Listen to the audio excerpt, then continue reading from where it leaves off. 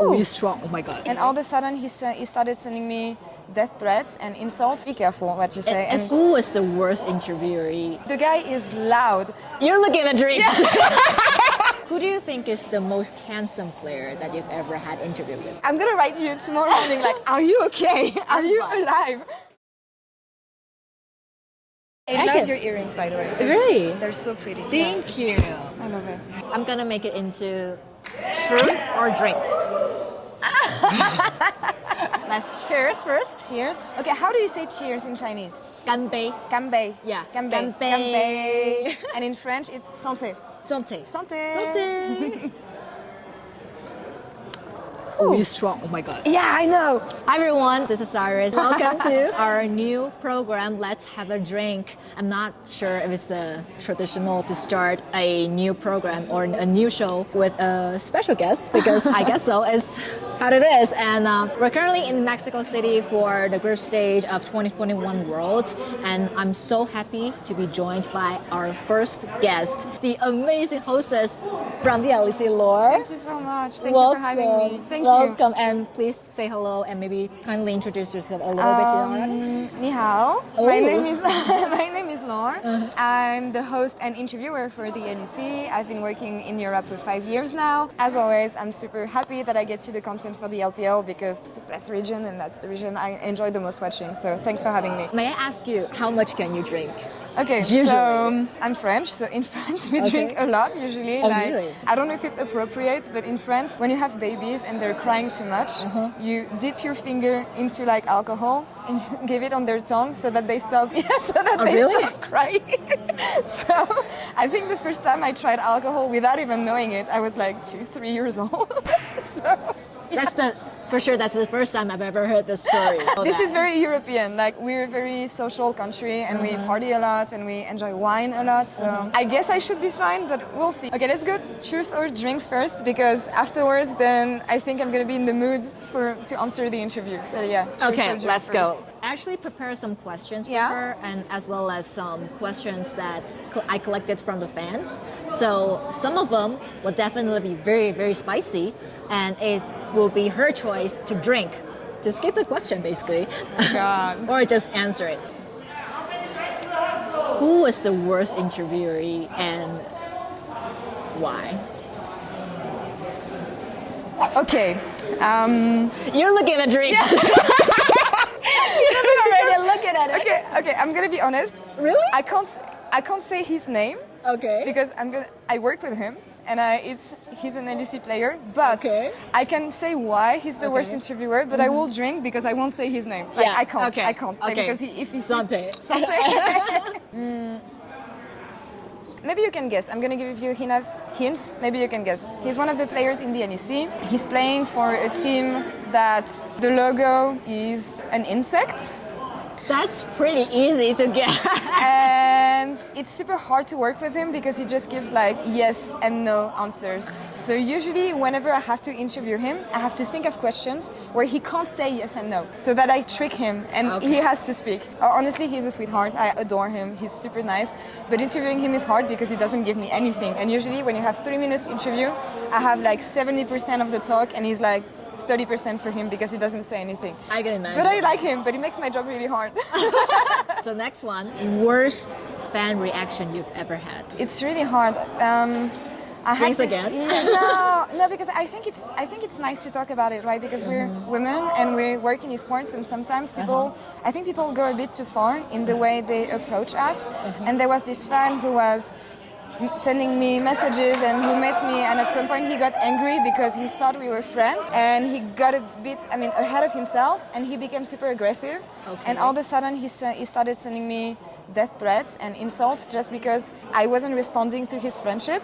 I think it's nice to talk about it just because sometimes we get harassed by some fans, and sometimes fans can be a bit too intense. So I don't mind talking about it, but most of the fans are really cool, but sometimes they just take it a bit too far. And that's the question I will probably just talk more in the upcoming questions. So next one, if you weren't a host for League of Legends, what sport or game would you do instead? You gave me 2 choices. I'm gonna take a third choice. Okay. I wouldn't be working working in esports, I think. I studied journalism, so I wanted to be a journalist anyway. Before I got my first offer to work in esports, I wanted to work in culture, so talk about movies, theater, literature, food and everything. So if I was not working in esports, I think I would be a movie critic. Who do you want to be the winner of this World Championship, and who do you think will be the winner of this World Championship? Who do I want is easy. I want any LEC team. I'm not picky. Any one of them, honestly. G2, Rogue, Fnatic. Yeah, we lost Mad Lions, so I'm sorry about that. And who I think will win? I would say JDG. Because they played 2 best of 5s against TES. Yes. I would have said TES before, but I thought JDG was way more convincing in the way they approach fights. I don't think it's the LCK this year. I think it's the LPL again. Who do you think is the most handsome player that you've ever had interview with? I'm looking at my drink. No, okay, I can answer. I think it has to be Reckless. Oh, Reckless. Yeah, I mean, the guy Do you have a specific year? I think his best time was 2019 and the whole year with Fnatic. He's one of the most handsome players. Him or Smeb, I would say. That's all done! If you were to get a tattoo of a player. Of a player? Of a player, who would it be? My favorite player all time is Mata. I love his thresh. I love everything he achieved in the game. So if I had to choose, I think I would choose Mata, but I really don't want to have any players tattoo. We're about to kick off the questions that we had for you. You actually passed all the truth or drinks. drinks. You know what? I told you that I would answer honestly. I think it was back to late 2018.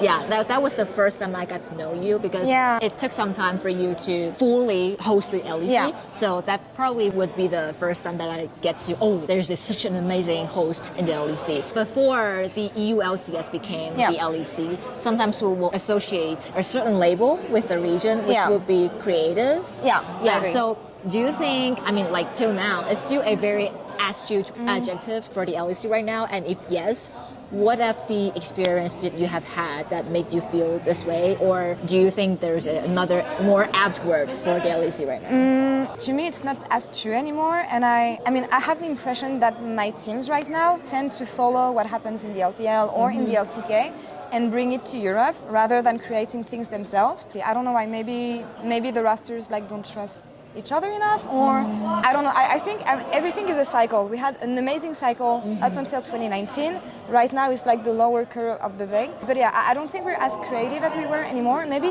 2-3 players in the LEC can be like this. But I don't think creative is an adjective that describes Europe anymore. I think we're more followers now than creative. Yeah. Our experience, no matter it's the matches we play against LEC and in the international tournaments or just maybe the games that in your regular season. LEC seem to be always the first region to try out some new plays or some strategies in their actual games, and also about your production. Your production team is so fabulous, and also your content is always the more of the creative ones. I can tell that you're really proud of your production team. Do you think that creative is still a very apt word? I think it is because we want to overcome boundaries every time, and we see what other broadcasts can do.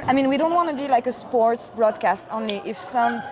It's not just a production, it's production, talent, and everyone, and we just gather at a table and we brainstorm about stupid ideas, most of them you don't want to hear them. I'm super happy that we all trust each other and we all know each other quite well, that we can just pitch ideas and then someone is going to make them a reality. And I love the fact that we're not going to stop at, it can be cringe. It can be cringe, let's do it. Who has the cringest ideas? Videos. And I didn't even hesitate on that. Also from the LPL, I love the banter videos. But you guys have a lot of banter interviews as well. But yours is so brutal. It's so spicy. I love it. I actually watched the reaction video of Yankos. I actually want to add one more question about this. What does the European audience usually think of Yankos? Something funny about Yankos is that, you know how everyone say that he's super loud, he screams and every time? People don't know the LEC studio, but you have the stage, and then behind the stage you have the ready rooms and the caster rooms, and it's 20 meters away. When I'm in the caster room and Yankos is on stage, we can hear him. This is how loud. 20 meters. And you can hear him. The guy is loud. And in Europe, everybody loves him. He's one of the old ones, so he's Daddy Yankos in a way. I mean, he's genuine. The way he behaves on camera, he's like this in real life. During all these years of working for the LEC, which moment had made you feel the happiest? And did you have any worries coming into this position? I think my happiest moment was actually recently, the finals in Sweden when Rogue won. And it was extra special for me because it was the first time we were back in an arena with 10,000 people, and you know how, I know you miss it so much, and I'm sorry talking about this, but the moment I was on stage and you're like, Mama, make some noise for Rogue, and you have 10,000 people cheering, it's like, oh, I miss this feeling so much. And the weekend was extra special for me because Rogue won. Odoamne won his title after 7 years. And it was such an emotional moment on stage. And I was so happy that I was able to be there for it because you know how, as a host, you want to be part of these special moments and you want to be able to create these special moments. And I think this moment was special enough, and it was maybe one of my favorite moments on stage. But worries, because worries? Yeah, the position is not a thing. I mean, like most people will think like, oh, you guys just do your makeup and go there. You only work for like 3 to 4 minutes. Right. And you read questions as someone's going to write for you. No, we don't. We think about the game and we watch the game. No, for me, I think it was, I mean, you would know, speaking multiple languages. I come from France. I had, and I still do, have a heavy accent. And when I came in, especially when you come after someone like Shox, who's been a stepping stone in esports in general, and even more so in League of Legends, and you're like, shit. Sorry. Damn.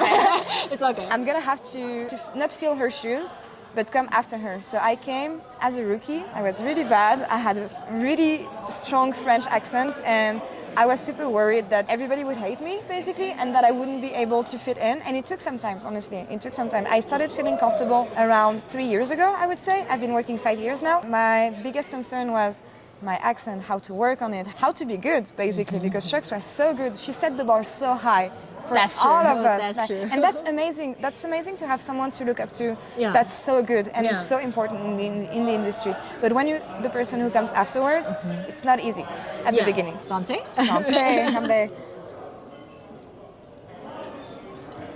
I still want to ask you about like how would you usually deal with the negative emotions or the haters, or it sometimes will come to you. Often, especially at night. Sometimes you know, even though you will, like me, I would just don't look at the comments. Like not even the comments, not even the DMs, none of them. Really good. Even one DM or one comment. It can ruin your day. Ruin your day, ruin your tournament, just ruin everything. Because I've been there before. What was your experience coming through this? I think it's kind of similar in the sense that I went through a difficult phase. I couldn't sleep at night. I was losing weight because I was so stressed. I still have a hard time dealing with things. Like, for instance, I close my DMs. Like, I don't want to get DMs, ever. I got insults and bad messages every week, every show day for 2 years. Just because I wasn't good. And I wasn't good enough. I mean, I'm not saying they were right. You never should insult anyone online. It's not because you have an opinion. I mean, I feel like sometimes because we're on camera, people think we're like anime characters. Like the second they close the stream, we don't exist. We're not actual human beings. And they behave so badly, and they say everything that comes to their head just because they're frustrated about maybe something else, and they're just lashing out on us because we're in their eyes, right?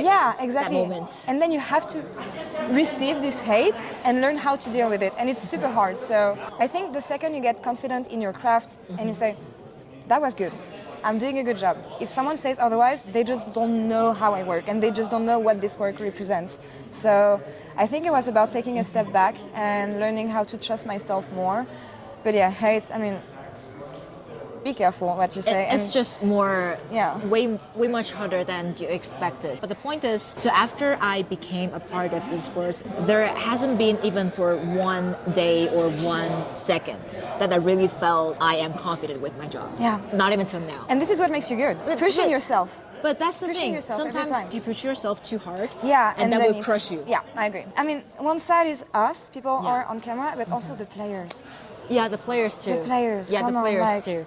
The amount of stupid shit they go through just because people are frustrated. Like, hey, you support a team, support them through failure and also success. Like, just because a team is losing, you're not supposed to insult their family or anything. Like, and I wish people would understand that they're humans. I think in traditional sports, athletes are more shielded. It breaks my heart seeing what they can read sometimes, honestly. I wish just people were more aware of the fact that we're still humans by the end of the day. Criticism, though, is fine. Like if someone comes to me and say, this question was not good for this and this and this reason, you should have not... Do it, please. This is what makes us better. No insults. I think it's nice that you talk about this, honestly. We don't get to talk about this so often. So yeah, thank you, honestly, for bringing this up. No, this is the thing I really want to ask.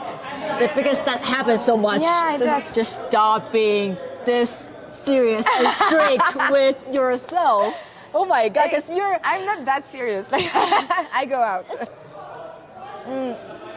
I'm gonna write you tomorrow morning like, are you okay? Are you alive?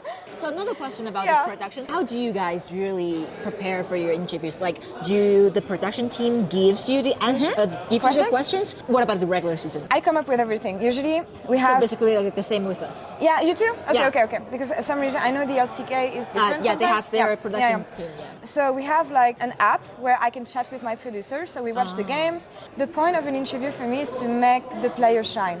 So do you still remember why I DM'd you and I asked you what was your favorite color on Instagram? Yeah. So that's why I brought some little gifts for you. It's a blue scarf.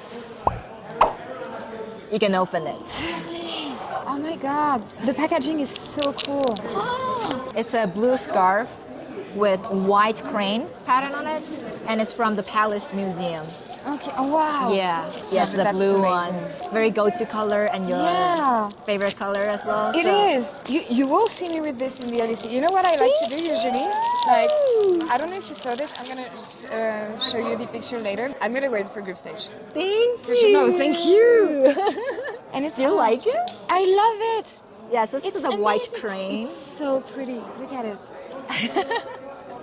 Look at this. And it's beige on the other side. Oh, no, I haven't finished. To match with the blue scarf, I'm gonna let you open it. So it's a dark blue plum blossom hairpin. Because I saw you the other day. Yeah, that was another one. It's from the same shop, but it's different design. I never had this before. Really? No, I never had this before. And every time I see you on camera and you have these, a lot of this. Amazing. For so long, I wanted to buy one, but in France, they don't look as good. They don't look as good. It's so pretty. You're planning all my outfits for groups. Like, I have so much. And I haven't finished. I haven't finished, but this is the last one. Is this my birthday?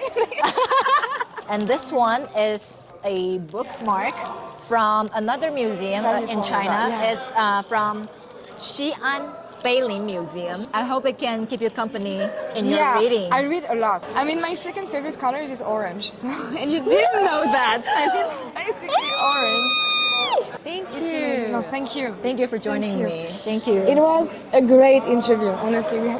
I shared so much. I mean, for me, it was not even an interview, just having like conversation. Just a chat. Yeah, it's just a chat. And it was really cool. Maybe last but not least, any words for the fans that keep supporting you and watching this interview probably? Thanks for the support. And I hope that you got to enjoy and discover the LEC also if you don't know the region enough, and that you will watch the LEC games. And again, the LPL is an amazing region. I wish I could go to China one day. I've never been to China actually, and that's something I really want to do. So yeah, hopefully we can meet each other on site when I come to China for the first time. And Iris, thank you so much for this interview. Thank you so much for the amazing gift. I had such a good time. You had no idea. Oh, thank you. The interview was great, and you're amazing. Actually, before we started the interview, you said that I can talk to the camera.